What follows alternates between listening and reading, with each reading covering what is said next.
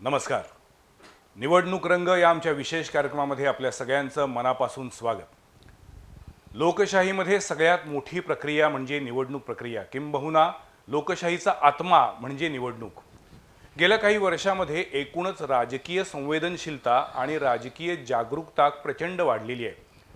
म्हणजे कोणतीही निवडणूक असू दे, ग्रामपंचायतीपासून ते कोल्हापूर महानगरपालिकेची असू दे, विधानसभेची असू दे, लोकसभेची असू दे, आपल्या जिल्ह्यामध्ये निवडणुकीविषयी प्रचंड उत्सुकता वाढलेली आहे. सर्वसामान्य लोकांमध्ये पण निवडणुकीविषयी, राजकीय पक्षांच्या भूमिकेविषयी आणि उमेदवारांविषयी नेमकी त्यांची भूमिका काय आहे हे समजून घेण्याची इच्छा असते, उत्सुकता असते.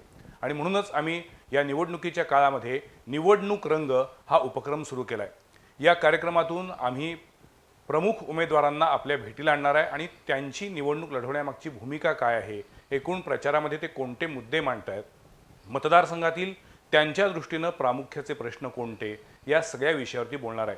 आणि आज आपण कोल्हापूर उत्तर या अत्यंत संवेदनशील अशा मतदारसंघाबद्दल बोलणार आहोत. कोल्हापूर उत्तर मतदारसंघातून काँग्रेस राष्ट्रवादी महाआघाडीतर्फे निवडणुकीच्या रिंगणामध्ये उद्योजक चंद्रकांत जाधव उतरलेले आहेत. चंद्रकांत जाधव यांनी प्रचारामध्ये आघाडी घेतली. खरं तर निवडणूक जाहीर झाल्यानंतर शेवटच्या टप्प्यामध्ये त्यांची उमेदवारी जाहीर झाली, पण त्यानंतर चंद्रकांत जाधव यांना दिवसागणिक पाठिंबा वाढू लागला आहे आणि आता चंद्रकांत जाधव यांनी कोल्हापूर उत्तर मतदारसंघामध्ये एक मोठं आव्हान निर्माण केले. या सगळ्या पार्श्वभूमीवरती चंद्रकांत जाधव यांच्याशी आज मला बोलायचे आणि आज ते आमच्या स्टुडिओत आहेत. मी स्वागत करतो कोल्हापूर उत्तर मतदारसंघातील काँग्रेस राष्ट्रवादी महाआघाडीचे उमेदवार चंद्रकांत जाधव यांचं. नमस्कार. सुरुवातीला म्हटलं त्यानुसार निवडणुकीच्या टप्प्यामध्ये शेवटच्या टप्प्यात तुमची उमेदवारी जाहीर झाली. शेवटच्या टप्प्यात अशासाठी म्हणतोय मी की बाकी सगळ्यांचे जे काही कोल्हापूर उत्तरमध्ये नावं चर्चेला होती त्या चर्चेमध्ये झपाट्यानं तुम्ही इतरांना मागं टाकलं आणि पुढं आलात. असं काय घडलं की ज्यामुळं काँग्रेसला तुमच्या नावावरती विश्वास वाटला? तुम्ही काँग्रेस श्रेष्ठींना भेटला होतात का? काँग्रेसच्या स्थानिक नेत्यांना भेटला होतात का? आणि काँग्रेसकडनं उमेदवारी मिळवण्यासाठी तुम्ही काय केलं होतं?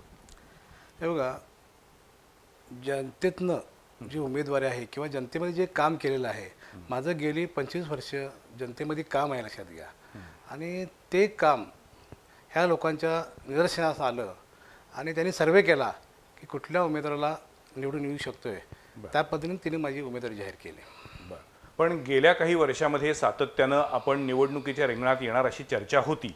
तुम्ही तयारीसुद्धा सुरू केली होती. एकतर तुमची मुळात कोल्हापुरामध्ये ओळख आहे एक यशस्वी उद्योजक म्हणून, त्यानंतर खेळाडू म्हणून, फुटबॉल प्रेमी म्हणून आणि मग अन्य सामाजिक किंवा क्रीडाविषयक उपक्रमांना पाठबळ देणारा एक चांगला माणूस म्हणून.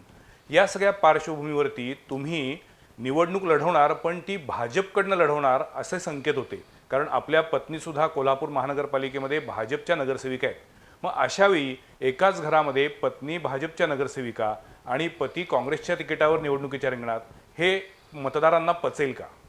नाही, कसं आहे लक्षात घ्या, एकतर म्हणजे आम्ही ते राजीनामा देणार आहे भाजपच्या उमेदचा नगरसेवक पदाचा. बरं. दुसरी गोष्ट म्हणजे ज्या अर्थी आपण एक बाजू धरल्यानंतर दुसरी बाजू आपल्याला कंपल्सरी सोडावी लागणार, लक्षात घ्या. त्यामुळे ते राजीनामा दिलेला असणार.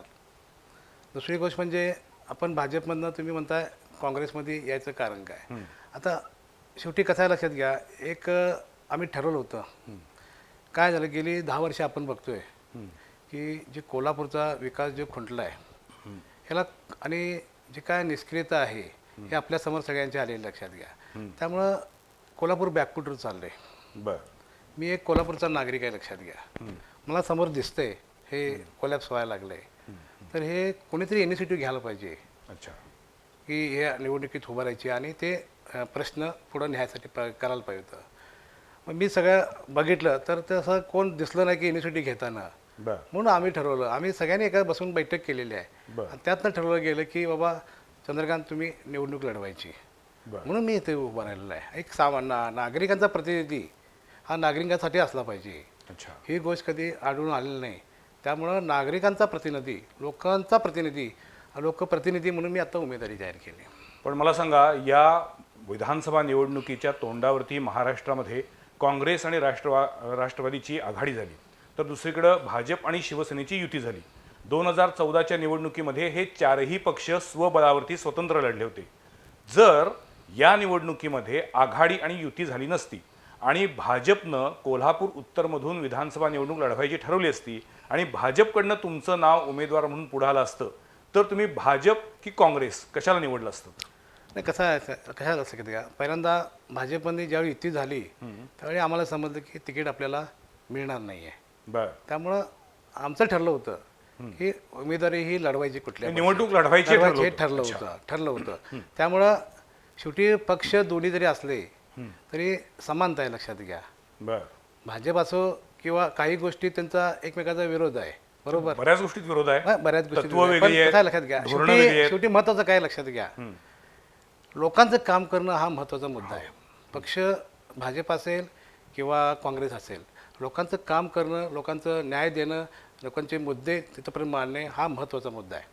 म्हणजे तुम्हाला एक व्यासपीठ पाहिजे होतं ज्याच्यावरून लोकांचे प्रश्न मांडता येतील आणि ते सोडवता येतील, बरोबर. आणि त्यासाठी निवडणुकीच्या रिंगणात उतरलात.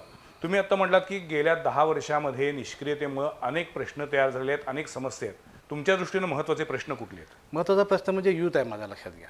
शेवटी कसं आहे, लक्षात घ्या, हा यूथ जर बेरोजगार राहिला तर मोठा परिणाम होते, लक्षात घ्या. यूथसाठी ज्या गोष्टी व्हिजननी करायला पाहिजे होत्या, इन्फ्रास्ट्रक्चर डेव्हलपमेंट ह्या गोष्टी करायला पाहिजे होत्या, त्याचं कुठं अक्षरही निघालं नाही, लक्षात घ्या. बरं. हे करणं गरजेचं आहे. बरं. म्हणजे तरुणाईला रोजगार देणं हा एक तुमचा अजेंडा आहे. या पलीकडे जाऊन अजून कुठले समस्या प्रश्न वाटतात का? समस्या भरपूर आहेत, लक्षात घ्या. स्पोर्ट्सच्या आहेत. आज आपण बघितलं स्पोर्ट्समध्ये तुमचं खाशाबा जाधव मालगावी मास्तर नंतर आपले कुठलंही पदक आपल्याला म्हणजे कोल्हापूर भारतामध्ये ब्रॉन्झ पदक जे मिळालं ते पहिल्यांदाच मिळालं, लक्षात, कुस्तीमध्ये. पण त्याचं पुढं वाटचाल त्या पद्धतीने झालं नाही, लक्षात घ्या. ती वाटचाल व्हायला पाहिजे होती. इथं मातीमध्ये गुण असा आहे, लक्षात घ्या, इथं हे आहे, पोटेन्शियल आहे, पण त्याला बरोबर गाईडलाईन मिळाली तर ते पुढं जाऊ शकते. म्हणजे स्पोर्ट्समध्ये सुद्धा फुटबॉल असेल किंवा क्रिकेट असेल, हॉकी असेल, सगळे खेळ कोल्हापुरात खेळले जातात, लक्षात. असा कुठलाही खेळ नाही. नेमबाजी असेल, आता नेमबाजीमध्ये ते सराव करून लोक ती पुढं, तुम्ही ऑलिम्पिक बघताय, राही सरनोबत वगैरे हे बघतायत. पण असं जर प्रत्येक सेक्टरमध्ये जर केलं, त्यांना गाईडलाईन दिली, त्यांना चांगले कोच दिले आणि त्याचं एक प्लॅनिंग रिप्लॅनिंग केलं की बाबा स्पोर्ट्सच्या आपल्या ह्यातनं ही लोक आहेत आणि ह्या क्षेत्रामध्ये आपल्याला पुढं ऑलिम्पिकला देशातनं आपल्याला हे द्यायचं आहे, चांगले खेळाडू द्यायचे आहेत. त्या पद्धतीनं प्लॅनिंग जर केलं ते पण होऊ शकते, काय अडचण नाही आहे. ह्याचं उदाहरण सांगतो, लक्षात घ्या. आम्ही कोल्हापूर FC क्लब मागच्या वर्षी काढला, बरोबर. कोल्हापूर FC काढल्यानंतर मुलींचा संघ भारतामध्ये 5वा आला, लक्षात घ्या. बरं. संपूर्ण इंडियातनं सगळे संघ आले होते, त्यातमध्ये 5वा नंबर आला. पहिल्या वर्षीचं यश आहे, लक्षात घ्या. दुसरी गोष्ट म्हणजे 15 वर्षाखालील जे आमचा संघ आहे मुलांचा, त्याचा 2रा नंबर आला आमच्या झोनमध्ये. आणि त्यातली 2 मुलं आज इंडियामध्ये सिलेक्ट झाली, लक्षात घ्या. बरं. आणि ह्याकरता आम्ही काय केलं होतं की ह्याकरता चांगले कोचेस पाहिजे. आता टेक्नॉलॉजी अपग्रेडेशन आहे, लक्षात. जसं इंडस्ट्रीमध्ये टेक्नॉलॉजी अपग्रेडेशन आहे तसं स्पोर्ट्समध्ये सुद्धा टेक्नॉलॉजी अपग्रेडेशन आहे, लक्षात घ्या. मग आपल्याला जर युरोपचा फुटबॉल आहे ते जर इथं आणायचं असेल तर आपल्याला तिथले कोच इथं आणायला पाहिजे, बरोबर. मी काय केलं, स्पेनचा वर्ल्ड कप टीप विनरचा कोच फेलिक्स याला मी 3 महिने इथं आणले, लक्षात घ्या. बरं. 3 महिने आणून मी आमच्या कोचेसना तयार केलं, सगळ्या प्लेयरना ट्रेनिंग 3 महिने दिलं आणि त्याचा परफॉर्मन्स आपल्याला मिळाला ना पुढं एका वर्षामध्ये. एका वर्षामध्ये आपण एवढं करू शकतोय. पुढच्या काही वर्षामध्ये एक चांगलं फुटबॉल कोल्हापूरमध्ये रुजूच राहणार आहे, लक्षात घ्या. म्हणजे खेळाला चालना, खेळाडूंना प्रोत्साहन आणि त्यासाठी चांगलं इन्फ्रास्ट्रक्चर, चांगले प्रशिक्षक देण्याची तुमची इच्छा आहे. आणि मला सांगा, तुम्ही ज्यावेळी गेल्या वर्षी कोल्हापूर फुटबॉल क्लब तयार केलात, आणखीन अशा पद्धतीनं मुलींचा संघ तयार केलात, त्यावेळेला तुमच्या डोक्यात कुठेतरी पुढच्या वर्षी निवडणूक लढवायची आहे होतं? नाही, असं काही नव्हतं. हे महत्वाचा मुद्दा आहे, लक्षात घ्या. फुटबॉलचं माझं जे आहे हे 25 वर्ष आम्ही चालू आहे, लक्षात घ्या. बरं. 25 वर्ष मी स्वतः खेळाडू आहे, त्यामुळे पहिल्यापासून नाही. निवडणूक लढवायचं हे आमचं कधी विषय नव्हता जास्त. निवडणूक लढवायचं ठेवून कुठलंही मी कधी काम केलेलं नाही, लक्षात घ्या. कारण हे कसं असेल की त्यावेळेचे ते प्रश्न असतात, त्यावेळेचे ते सिच्युएशन असतात. आता मला आता तिकीट जर काँग्रेसचं मिळालं नसतं तर मी कॅन्डिडेट झालं नसतं, लक्षात घ्या. अपक्ष म्हणून लढवलं नसते? नाही, लढवलं नसते. तुम्हाला पक्षीय तिकीट पाहिजे? कसं असते, लक्षात घ्या, एक पक्षाचं कॅडर असते, लक्षात घ्या. प्रत्येक पक्षाचं एक कॅडर आहे, लक्षात घ्या. प्रत्येक पक्षाच्या विचाराची माणसं असतात, ती कधीही बदलत नाहीत, लक्षात घ्या. आपल्याला जे ध्येय गाठायचं पोचायचं असेल, नुसतं उभारण्यात काय पॉईंट नाही, लक्षात घ्या. निवडून येणार असेल तरच आपण तिथं फात घालायला पाहिजे. तुम्ही निवडणुकीच्या रिंगणात उतरलात तोपर्यंत कोल्हापूर उत्तर मतदारसंघातील निवडणूक एकतर्फी होईल विद्यमान आमदारांना बाय मिळालाय अशा पद्धतीची चर्चा होती. पण तुमची उमेदवारी जाहीर झाली आहे. आणखीन गेल्या काही दिवसामध्ये हे चित्र बदलत चाललेलं आहे आणि एक चांगलं आव्हान तुम्ही तयार केलं आहे. तुम्ही आता प्रचाराच्या निमित्तानं कोल्हापूर उत्तरमधील लोकांना भेटताय, मतदारांना भेटताय. काय प्रतिसाद आहे, काय फीडबॅक आहे तुमच्याकडं? लोकांचा प्रतिसाद एवढा मोठा आहे की जे 10 वर्षातली निष्क्रियता आहे ती माझ्या प्रचारात दिसून आली. आणि लोकांनी जे मला पाठिंबा दिला आहे, पाठबळ दिलं आहे, हे फार मोठं आहे, लक्षात घ्या. बरं. कारण लोकांना काय पाहिजे लक्षात घ्या की काहीतरी करणारी माणसं पाहिजेत. राजकारण करणारी माणसं आज नको आहेत, लक्षात घ्या.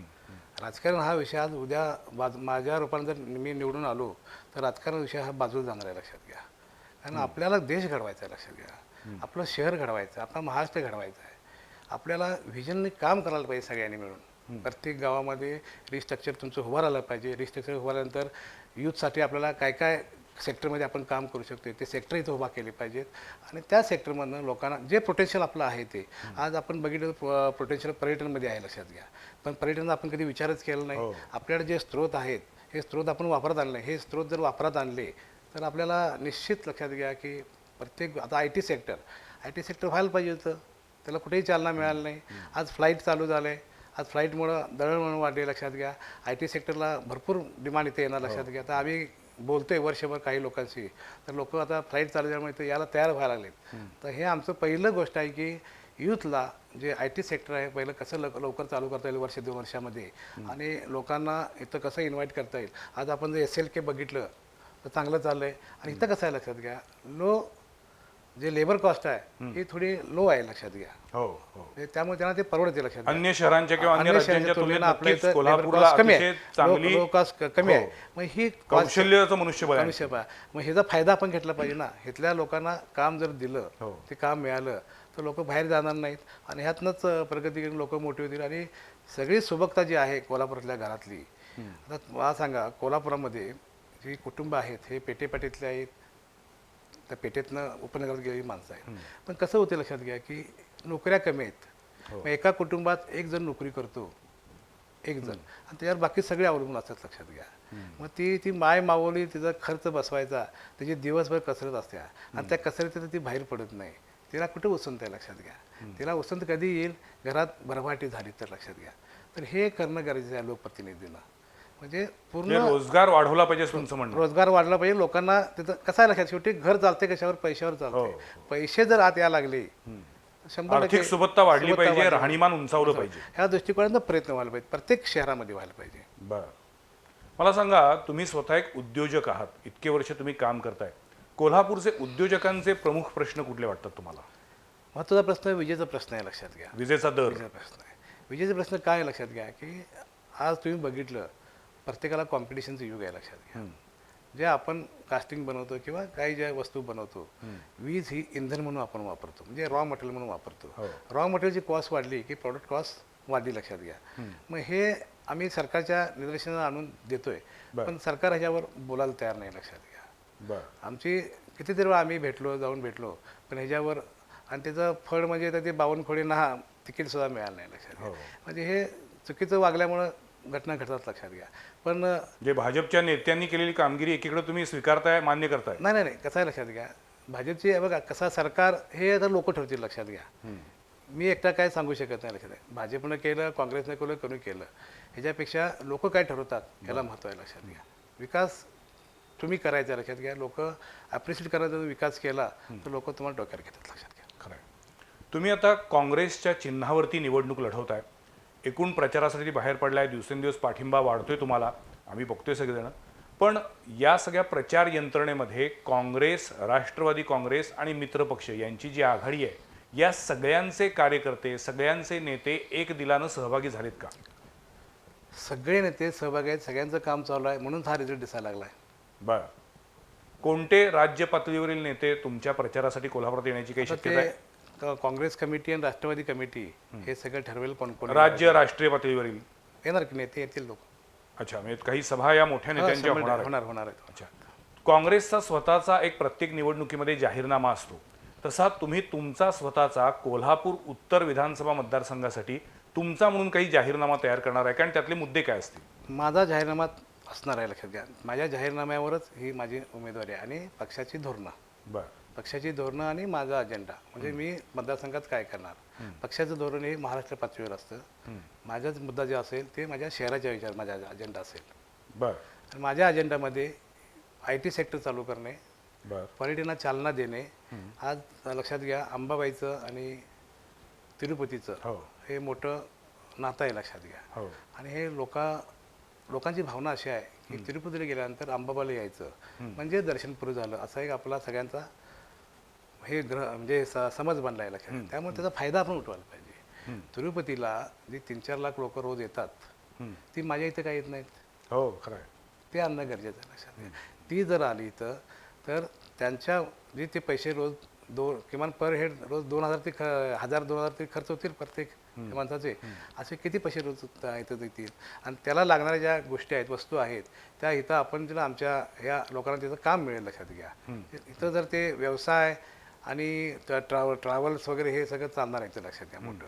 आणि कसं आहे, लक्षात घ्या, कोल्हापूर हा तसा मध्यबिंदू आहे, लक्षात घ्या. आपण त्या दृष्टीने कधी विचारच केला नाही, लक्षात घ्या. टुरिझमला प्रचंड स्कोप आहे प्रचंड स्कोप आहे. आपल्याकडे. आणि कसं आहे, लक्षात घ्या की आता आपण तिरुपती गेल्यानंतर उटी मैसूर सगळं जातो का नाही, त्याचं अंतर 300, 350, 400 किलोमीटर, तरी पण आपण सगळे जातो. म्हणजे त्या ठिकाणी गेल्यानंतर दर्शन पण झालं आणि साईट सीन झालं. नाही त्याचं मार्केटिंग खूप चांगलं झालं. मार्केटिंग खूप झालं. तसं आपल्याला करायचं आहे. आता तुम्ही बघितलं तर कोल्हापुरामध्ये आल्यानंतर तुम्ही मुर्डेश्वरला जाऊ शकताय. हो मुर्डेश्वरनं तुम्ही हम्पी बदामी करू शकताय. हम्पी बदामीहून तुम्ही विजापूर करू शकता, लक्षात घ्या. विजापूरवरून तुम्ही सोलापूर करू शकताय, अक्कलकोट करू शकताय. तिथं तुम्ही औरंगाबाद जाऊ शकताय. औरंगाबाद केल्यानंतर तिथं तुम्ही शिर्डीला येऊ शकताय. शिर्डीत तुम्ही नाशिकला येऊ शकताय. नाशिकवरून तुम्ही मुंबईत येऊ शकताय. मुंबईतनं आडवं परत किनारपट्टी तुम्ही करताय. आणि इथल्या महाराष्ट्र दर्शन झालं पूर्ण होते, ते लक्षात घ्या. आणि सरकारला स्वतःचा फायदा आहे ना. सरकारला जे पर्यटन मिळणार आहे हे मिळणार ना सरकारला. सरकारला पर्यटन उत्पन्न मिळणार आहे, लक्षात घ्या. इथं जर गोवा आणि तुम्ही जर कोकण बघितलं, किती फरक आहे, डिफरन्स आहे. गोव्यातनं 2 पावलं जर इकडं आलो तर आपला फरक आहे. ही डेव्हलपमेंट का होऊ शकली नाही आजपर्यंत? काय तुम्हाला काय वाटतं का होऊ शकली नाही? म्हणजे तिथं त्याचं नियोजनच झालं नाही ना. मी नाही, काय पण मग सांगतो त्याच्यामध्ये कसं, लक्षात घ्या, मी सगळं बघितलं, लक्षात घ्या. आजपर्यंत राजकारण बघितलं, हे मतासाठी झाले, लक्षात घ्या. आजचं जे राजकारण झाले आजपर्यंत हे मतासाठी झाले. ते जातीवाद असेल किंवा सामाजिक असेल, हे सगळं समाजासाठी. पण आज गरज लोकांना काय हो? लोकांना जी गरज आहे ही कामाची गरज आहे. त्यांना रोज घरात जी हे आहे कुटुंब आहे, त्याचं कुटुंबासाठी त्यांना पैसे हवेत, का त्यांचं हे करण्यासाठी. तर ही आज महत्त्वाची गरज आहे, लक्षात घ्या. आणि त्यांनी श्वास मोकळा कधी घ्यायचा हो? आपण ज्यावेळी बाहेर फॉरेनला फिरतो, सगळी बघतो, ती लोक कशी राहतात, आपण कसं राहतोय, लक्षात घ्या. हे बदल करणार आहे की नाही आपण? आपल्याला आपल्यात बदल करावे लागतील. आज टॅक्स पेपर आपले पैसे जमा किती होतात? भरपूर पैसे. पण त्याचं युटिलायझेशन होते का? आज तुम्ही रस्ते करताय, 6 महिन्यात रस्ता दिसत नाही परत, लक्षात घ्या. म्हणजे पैसे जसा खिशाला हे असते, फाटका किस्सा असतोय, त्यात पैसे टाकले खाली पडतात, तसं हे बजेट आहे, लक्षात घ्या. हे बदलायला पाहिजे, याचा आवाज उठला पाहिजे. बजेटमध्ये प्रॉपर कामच व्हायला पाहिजे, ज्याचं लॉंग लाईफ त्याचा बेनिफिट मिळाला पाहिजे. हे सुद्धा पण रस्ते कोल्हापूर शहरातले करणं किंवा कोल्हापूर उत्तर मतदारसंघातले करणं हे महानगरपालिकेचं काम आहे. आणि महानगरपालिकेमध्ये काँग्रेस राष्ट्रवादी सत्ता आहे. कसं आहे, लक्षात घ्या. मी तुम्हाला काय सांगतो, लक्षात घ्या की रस्ते आणि हे महापालिकेचं काम बरोबर आहे. त्याचं प्लॅनिंग आहे का? त्याचं प्लॅनिंग आहे का? महापालिकेतनं किती फंड्स मिळणार आहेत? नाही मिळणार. हे जे रस्ते आहेत हे कुठल्या योजनेतून मिळणार, काय मिळणार, ह्याचं एक नगरसेवक आणि आमदार ह्याची प्रत्येक महिन्याला एक मिटिंग व्हायला पाहिजे. आणि त्या मिटिंगमधनं नगरसेवकाची काय अडचण आहे ती अडचण आपण जाणून घ्यायला पाहिजे. आणि नगरसेवक शेवटी पैसे आलं तर नगरसेवक काम करणार आहे, पैसे द्यायचं काम कोण करणार आहे? आमदारनंच करायला लागते, लक्षात घ्या. आमदारासुद्धा फंड लिमिटेड असतो, बरोबर. लिमिटेड फंडामध्ये त्याला काम करता येणार नाही, सगळ्यांना न्याय देता येणार नाही. मग यासाठी नवीन नवीन काय योजना आहेत त्या तिथं आपण लक्ष पाहिजे. आपण तिथं माणसं 2 नेमली पाहिजेत, दिल्लीत आणि मुंबईत. आणि ही जी काय स्कीम्स असतात गव्हर्नमेंटच्या, जे बजेटमध्ये ठरलेलं असते, त्या पद्धतीने तिथं ते बसवून हे सगळं डेव्हलपमेंट करायला पाहिजे. आणि माझा तर अजेंडा असा आहे, लक्षात घ्या, की कोल्हापूर रिस्ट्रक्चर करणं गरजेचं आहे. बरोबर. कारण कोल्हापूर बदललंच नाही, लक्षात घ्या. ते आपल्याला बदलायचं आहे, लक्षात घ्या. त्यासाठी आमचे खासदार असतील संजय मंडले, किंवा जे आता आपण निवडून आले खासदार संजय मंडले, त्यांच्याशीच आपल्याला काम करावं लागेल. मग ते असंच कोऑर्डिनेशन व्हायला पाहिजे. नगरसेवक अधिकाऱ्यांना विश्वासात घ्यायला पाहिजे. अधिकार आपण दिले पाहिजेत. नाही आपण असं करायचं आहे हे, आणि आपले समाजातली काही लोक हे आपण सगळे एकत्र करून एक पॅनल तयार करायचं आहे आणि कोल्हापूरचं रिस्ट्रक्चर करून जे फंड्स येतील त्या ठिकाणी असे परमनंट त्याचे दिसतील ती खर्च, ते पैसे वाया जाणार नाहीत ह्या पद्धतीने आपण खर्च करायचा आहे. आणि एक कोल्हापूर वेगळ्या धर्तीवर डेव्हलप करून आपल्याला ते कायमस्वरूपी एक ठेवा म्हणून करायचं आहे. लक्षात घ्या, जसं आपण आपलं घर बांधतो तसं आपल्याला ते कोल्हापूर बांधायचं आहे. लक्षात घ्या. कोल्हापूर उत्तर विधानसभा मतदारसंघाचा विचार केला आजवरचा तर पहिल्यांदा हा शेकापचा बालेकिल्ला होता. 2004 मध्ये मालोजी राजे यांच्या रूपानं काँग्रेस उमेदवार निवडून आला. 2009 आणि 2014 या दोन्ही निवडणुकीमध्ये पुन्हा एकदा शिवसेनेच्या उमेदवाराला यश मिळालं. 2014 आणि 2019च्या लोकसभा निवडणुकीमध्ये मोदींच्या रूपाने एक वेगळा झंझावात आला. संपूर्ण देशामध्ये भाजपची लाट आली. आताही अशीच परिस्थिती असताना तुम्ही काँग्रेसच्या चिन्हावर निवडणूक लढवताय. तुम्हाला थोडंसं हे धाडसाचं वाटलं नाही? मी तुम्हाला काय सांगितलं मगाशी, लोकांना आपला माणूस पाहिजे. लक्षात घ्या, लोकांना काय आता पक्षाचा विषय किंवा ह्याचा विषय आता राहिलेला लक्षात घ्या. पक्षातनं ह्यातनं तिकडे जातात, तिकडचे लोक इकडे येतात. त्यामुळे पक्षाची जी निष्ठा आहे किंवा पक्षाचं जे धोरण आहे हे आता थोडं समानता चालेल. ज्यावेळी ही माणसं तिकडे जातात ती माणसं इकडे येतात त्यावेळी पक्षाचा विषय मला वाटतं ते राहत नाही. लक्षात घ्या, विषय काय, आज लोकांना काय पाहिजे, विकास पाहिजे आहे, लोकांना शांतता पाहिजे आहे, लोकांना आपल्या घरात सुबकता पाहिजे. लक्षात घ्या, हे सगळ्यात महत्त्वाचं आहे आणि हे आज करणं गरजेचं आहे. लक्षात घ्या, आणि जो करेल त्याच्या लोक त्या मागे राहणार. लक्षात घ्या, हे चांगलं काम करणारा माणूस ही आता निवडणुकीतली पहिली प्रायोरिटी राहिली असं तुमचं म्हणणं आहे आणि म्हणून तुम्ही निवडणुकीच्या रिंगणात उतरलेला आहात. पण या निवडणुकीमध्ये तुम्ही उतरल्यानंतर तुमच्यावरती सातत्यानं आरोप होतोय की आणखीन एक घोसाळकर या निवडणुकीत पाहायला मिळणार. हे बघा, मी हमाली पण केली. लक्षात घ्या, बरं, उद्यमनगरमध्ये. लक्षात आलं काय, माझ्या कारखान्यातलं मटेरियल मी गाड्यानं वडलेलं आहे. बरं, लक्षात आलं, मी कष्टातनं इथं पण पोचले. लक्षात घ्या, मी कधीही पैशाचा दुरुपयोग केलेला नाही. लक्षात घ्या, मला जे दिले ते आंबा मातेच्या कृपेनं कष्टानं मला मिळालेलं आहे. त्याचा वापर मी चांगल्यासाठीच करतो. लक्षात घ्या, समाजाच्या जे चांगलं जिथं अडचणी तिथं केलेलं आहे. निवडणुकीमध्ये मी कुठलाही पैसा खर्च करणार नाही, कुठल्याही मताला मी पैसे देणार नाही. लक्षात घ्या. बरं, मला असं वाटतं की गेले जे घोसाळकर म्हणतात त्याने विचार करावा की आपण 10 वर्षात काय केलं, भ्रष्टाचार किती केला, हे पहिलं तिने शोधावं. लक्षात घ्या, लोक उघड्या डोळ्याने बघतायत. लक्षात घ्या की भ्रष्टाचार तुम्ही कसा केला आहे. आता मला बोलायचं नाही पण बोलायची पाळी आली. लक्षात घ्या, घोसाळकर म्हणायत का मी मोठा आहे का, घोसाळकर व्याख्या काय त्या घोसाळकरची आणि माझी तुलना काय आहे हे समजलं पाहिजे. आणि ह्या निवडणुकीत निश्चित लोक त्याला उत्तर देतील. लक्षात घ्या, आज तुम्ही जर भ्रष्टाचार बघितला, दवाखान्याचं तुम्ही बघितलं, किती आहे दवाखान्याचं बिल, असं एवढं होऊ शकते का? कुठला एवढा मोठा दवाखाना आहे की एवढं बिल होते? म्हणजे हे सगळ्या गोष्टी फसवणूक आहे. जिथं मिळेल तिथं पैसे काढायचं हा उद्योग आहे आणि लोकांना ते नको आहे. लक्षात घ्या, तुम्ही लोकप्रतिनिधी हे विसरलाच. लक्षात घ्या, लोकप्रतिनिधीचं काम काय की लोकांच्या समस्या जाणून लोकांना दिलासा देणं तुम्ही गरजेचं आहे. लक्षात घ्या, असं कुठं कधी घडले का? कधी कुठे नगरसेवाची मिटिंग घेतली का 10 वर्षात की चला हे काम करायचं आहे? कधी कुठलं काय केले का? खासदारांची कधी मिटिंग घेतली का? त्याचे मिनिट्स केलेत का? आजचं काम पुढं केलं, कधी पुढचं काम कसं घ्यायचं हे केले का? काही नाही. लक्षात घ्या, बघा तुम्ही करिअर सगळं बघा तुम्ही कुठलंही. तर म्हणून हे आम्ही निवडणूक लढवालो आहे. म्हणजे आम्हाला ते कुठं दिसलं नाही, त्या उमेदवाराला किंवा त्याला नावं ठेवायची नाहीत. पण हे जे कन्सेप्ट आहेत हे सगळे चुकीचे आहेत. लक्षात घ्या, आणि चुकीचं काम हे दुरुस्त करायला एका नागरिकानं पुढे यायला पाहिजे. तो नागरिक मी आहे. लक्षात घ्या, तुम्ही तुमच्या प्रचारामध्ये तुमचे विकासाचे मुद्दे, विकासाचं व्हिजन घेऊन लोकांसमोर जाताय की आजवर न झालेली कामं, आजवरच्या लोकप्रतिनिधींची निष्क्रियता, त्यांच्यातले दोष हे घेऊन पुढे जात आहे? आता कसं आहे लक्षात घ्या, आपण बटन दाबलेलं असते, 10 सेकंदाचा वेळ असतोय. बरोबर, बटन दाबल्यानंतर आपण एक चॉईस खेळला असते. त्यामुळं पश्चाताप करायची गरज नाही. लक्षात घ्या, कारण तुम्ही निवडले. लक्षात घ्या, बरोबर, तुम्ही निवडले. खरं आहे. तुम्ही जर निवडून दिलं नसतं तर ते पश्चाताप. म्हणून लक्षात घ्या की मी जरी असलो तर माझी तुम्ही हे बघा, पात्रता बघा, अच्छा, ही खरोखर काम करीन काय नाही बघा. तुम्ही 10 सेकंद विचार करा बटन दाबायच्या अगोदर, आणि जे तुम्हाला वाटते ते मत करा. मी असं म्हणणार नाही की मला मत द्या. बरं, तुम्हाला काय पाहिजे आहे त्याची कॅपॅसिटी किंवा कॅपॅबिलिटी आहे की नाही चेक करा. आणि हे जर तुम्ही विचार करून सगळ्यांनी मतदान केलं तर निश्चित देशाचा ग्रोथ आहे. लक्षात घ्या, तुम्ही रोज इतक्या लोकांना आता भेटताय, प्रचार दौरे काढताय, लोकांना वैयक्तिकरित्या भेटताय, तुम्ही लोकांना कोणत्या मुद्द्यांवरती या निवडणुकीकडे बघायला सांगताय? कारण या व्यासपीठावरून तुम्ही एकाच वेळी कोल्हापूर उत्तर मतदारसंघातील हजारो मतदारांशी संपर्क साधताय, संवाद साधताय. तुम्ही काय सांगाल आपल्या मतदारांना? माझा शेवटचा प्रश्न आहे हा. हे बघा, एक म्हणजे विकासावर आपण घेतलेलं लक्षात घ्या. विकासाचा मुद्दा घेऊनच आपली ही निवडणूक आहे. कारण आता विकासाशिवाय पर्याय नाही लक्षात घ्या. आपल्याला सस्टेन व्हायचं असेल, आपले सगळे लोक सस्टेन व्हायचे असेल तर विकास हा महत्त्वाचा आहे. इन्फ्रास्ट्रक्चर नसेल तर आपण काही करू शकणार नाही. मोठे उद्योग जरी आणायचे असले तर आपल्याला इन्फ्रास्ट्रक्चर पाहिजे. काही काय आणि उद्योग व्यापार ह्याच्याशिवाय आपल्याला पर्याय नाही लक्षात घ्या. अर्निंग जे असते पैशाचं त्यात नसते, त्यासाठी ॲक्सेस दे. आणि दुसरं म्हणजे लोकांना काय वाटत असते की डायरेक्ट ॲक्सेस पाहिजे लक्षात घ्या. हो, एखादी गोष्ट तिनं दिलं तर ते बघितलं आणि तिकडे टाकलं असं नाही व्हायला पाहिजे. हे असं घडायला लागले लक्षात घ्या. कुठलंही एखादं लोक रांगेत उभारले असतात आणि ते तिथं जातात, साहेब हे आमचं काम आहे बघा म्हणतात. तो बघतोय बाजूला, कधी त्याने रिप्लाय दिला काय त्या माणसाला? लोक रिप्लाय द्यायला पाहिजे, त्याचं काम करून द्यायला पाहिजे आणि त्याला परत फोन करून सांगायला पाहिजे तुझं काम झालं का.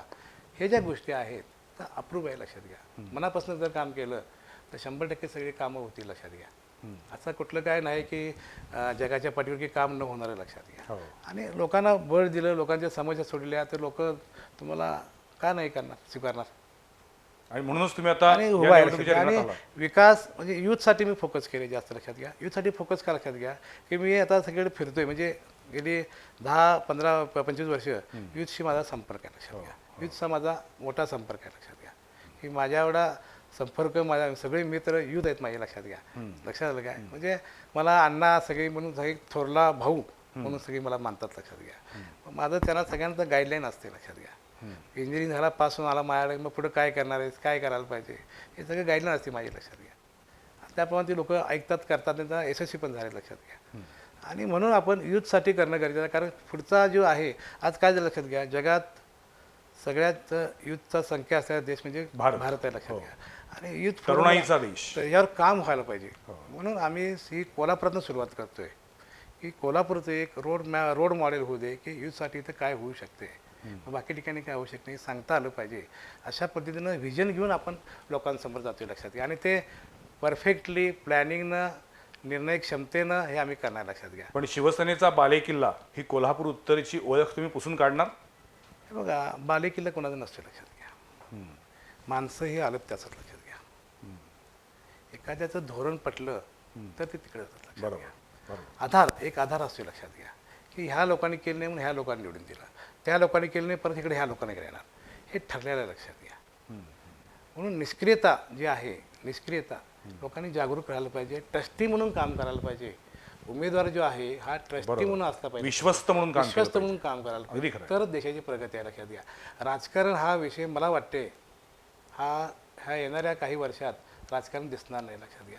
मला सांगा, आता काम केलं तरच संधी. अमेरिकेत बघतोय आपण, ज्या युरोपमध्ये बघतोय, तिथे राजकारणात इथे विषय कधी असते का? हो, खरंच आहे. तुम्ही त्यांच्या मिटिंग सगळ्या बघताय काय नाही, बघताय? म्हणजे कसं आहे, आपल्याकडे असं व्हायलाच पाहिजे की तिथे राजकारण असते निवडणुकीचे काय? 2 महिने राजकारण, उरलेले 58 महिने काम. राजकारण कधी लक्षात घ्या, राजकारण सुद्धा असू नये लक्षात घ्या. का असू नये, तुम्ही प्रश्न मांडा ना तुमचे. हो, बरोबर. तुमचे प्रश्न पटले तर तुम्हाला लोक निवडून देतील लक्षात. प्रश्न मांडा लोकांसाठी, तिथं भांडा. बरोबर. पण राजकारण म्हणजे काय झालं, ह्याला पाडा त्याला पाडा म्हणजे राजकारण झालं लक्षात. अगदी खरं. किंवा मताचं अगदी खरं. राजकारण, मताचं राजकारण. बरोबर. मताचं म्हणजे काय, लांबून एखाद्या चालन आणि जातीसाठी पाडापाडी. का सगळी जाती समान नाहीत का? अगदी बरोबर. सगळ्या जाती समान असल्या पाहिजेत, असं काय वेगळं काय नाही लक्षात खरं घ्या. आहे. शेवटी माणूस आहे लक्षात घ्या. जाती मी 2च मानतोय, एक स्त्री आणि एक पुरुष. ह्या 2 जाती आहेत. ह्या 2 जातींना हे नॅचरल जाती आहेत लक्षात घ्या. बाकीच्या ह्या धर्म संस्कृती आहेत लक्षात घ्या.